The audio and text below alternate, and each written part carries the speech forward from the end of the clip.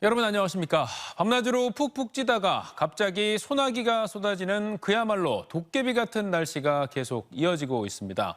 한증막 더위에 비까지 내리면서 온도와 습도가 치솟는 가운데 밤에는 열대야까지 기승을 부리고 있습니다. 폭염과 소나기가 교차하는 변덕스런 날씨는 주말에도 이어지겠습니다. 박범식 기자의 보도입니다. 폭염특보가 내려진 대전의 한 도로.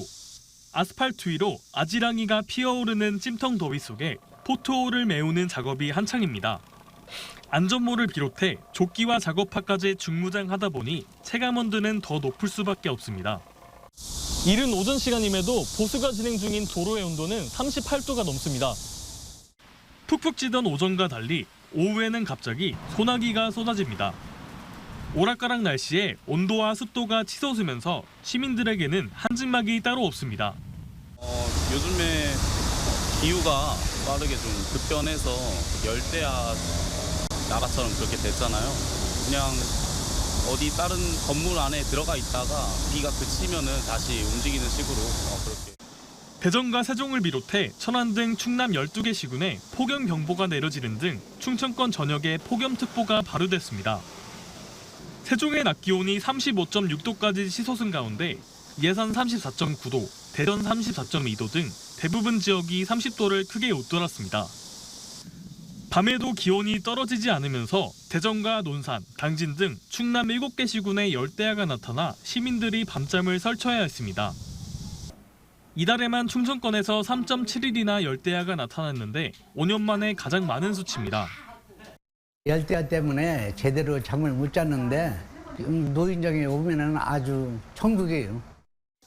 열돔 현상으로 인한 폭염은 당분간 계속되겠습니다. 낮 기온이 33도 안팎까지 오르겠고 주말인 내일은 시간당 30에서 50mm의 소나기가 천둥 번개와 함께 쏟아지겠습니다. 고기압의 영향으로 맑은 날씨가 이어지면서 낮 동안의 일사에 의해 기온이 33도 이상으로 오를 것으로 보고 있는데요.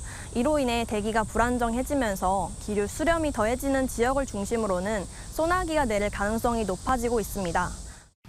기상청은 밤낮 찜통더위 속에 강한 소나기가 이어지는 변덕스러운 날씨가 이어지겠다며 휴가철 성수기 피서객들의 주의도 당부했습니다. TJB 박범식입니다. 특별 재난지역으로 추가 선포된 금산군과 부여군이 상습 수해 지역에 대한 항구 복구 사업을 본격적으로 추진합니다. 금산군은 관내가 특별 재난지역으로 선포됨에 따라 복수면과 진산면 등 상습 수해 지역에 대해 부여군은 호우 때마다 농경지 유실과 시설물 파손이 반복되는 세도면 일원에 대해 항구 복구를 추진하겠다고 밝혔습니다.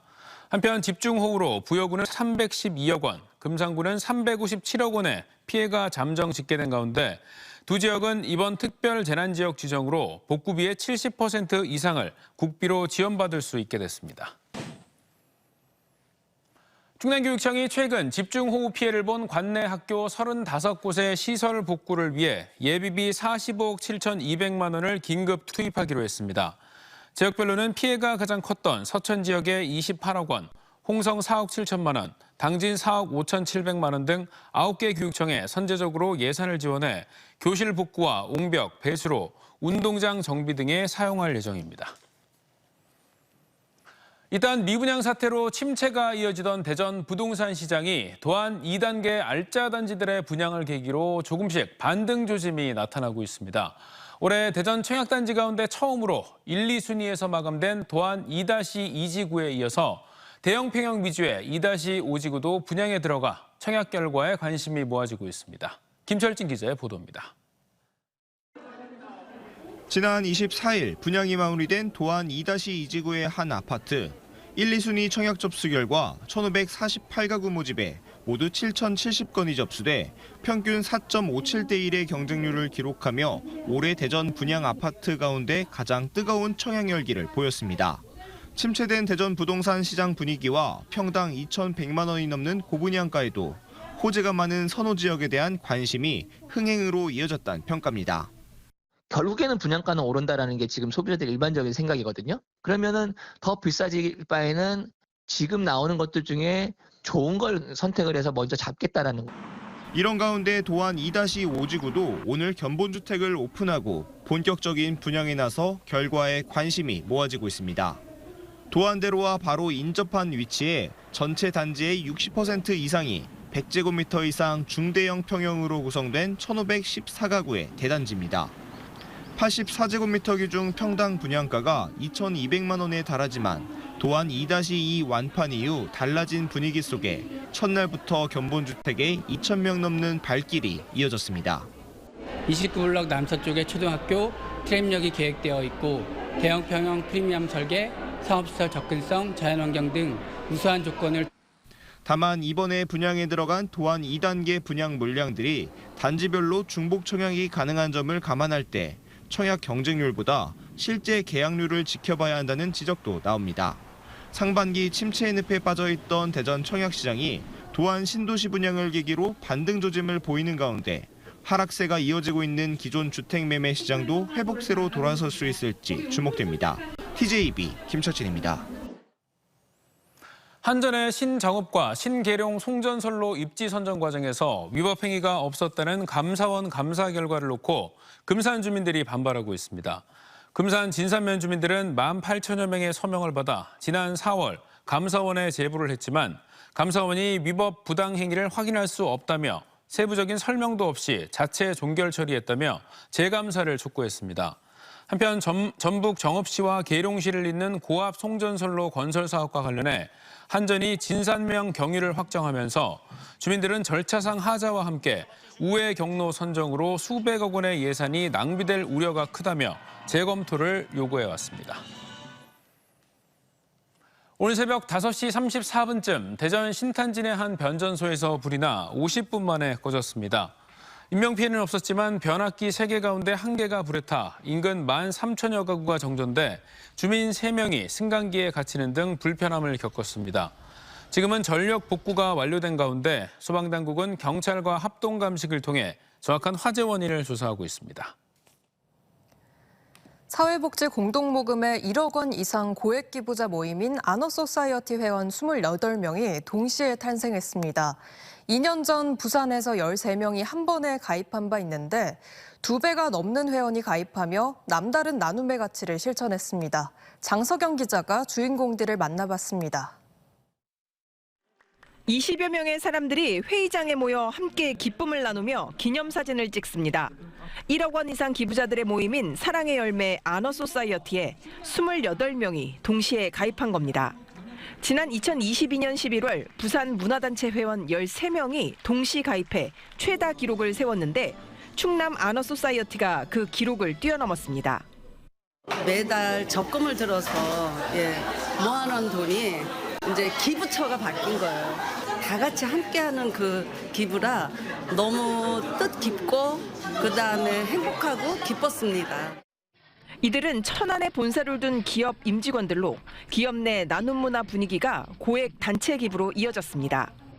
20대부터 60, 70대에 이르기까지 나눔의 나이, 성별은 무의미합니다. 일부는 1억 원을 한 번에 기부하기도 하고 일부는 5년 동안 한 달에 200만 원 정도를 약정 기부하는 등 방식도 다양합니다. 함께 일을 하면서 나눔 사랑을 실천하자라는 의미에서 이제 동참하는 사원들이 함께 시도를 했고요. 어둡고 힘든 사람들한테 좀 보람 있게 쓰여졌으면 하는 의미에서 이들이 이미 기부한 4억 3천만 원은 충남 도민 참여 숲 조성에 기탁됐고 나머지는 지역의 어려운 이웃들을 돌보는 데 활용될 예정입니다. 이번에 28명이 동시 가입하면서 2007년 아너소사이어티 등록이 시작된 이후 충남 지역 회원은 모두 155명으로 늘었습니다. 너무 감사드리고 앞으로도 우리 충남 사랑의 열매가 회원들과 함께 어려운 분들의 최선을 다하도록 노력을 하겠습니다. 같은 조직, 같은 단체 구성원들이 함께 기부하는 사례가 늘어나면서 기부 문화 확산을 위한 새로운 성장 동력이 되고 있습니다. TJB 장석영입니다. 그제 저녁 한화이글스파크에서 발생한 화재 당시 충남 지역 소방관 3명이 초기 진화에 크게 기여한 사실이 뒤늦게 알려졌습니다. 야구 관람을 위해 구장을 찾은 공주소방서 소속 김성준 소방장과 인현준 소방교, 송대훈 소방사는 외야 관중석 지붕에서 불기둥이 올라오는 걸 보고 소화기로 초기 진압을 시도하고 화장실 고무호스로 물을 끌어와 5분여 만에 화재를 진압했습니다. 충남소방본부는 이들의 빠른 덕체 덕분에 경상자 2명 외에 추가 인명피해가 발생하지 않았고 대형 화재로 이어지는 걸 막았다고 밝혔습니다. 대전 하나시티즌이 대구FC 중원의 핵 밥신 벨톨라를 영입했습니다. 브라질 연령별 국가대표를 두루 거친 밥신은 뛰어난 볼 배급 능력과 경기 조율 능력이 장점으로 대구에서 중원을 책임지는 핵심적인 역할을 수행했습니다. 울산에서 켈빈, 대구에서 밥신이라는 검증된 자원을 영입한 대전은 내일 대구에서 11위 대구FC와 강등권 탈출을 위한 혈투를 벌입니다.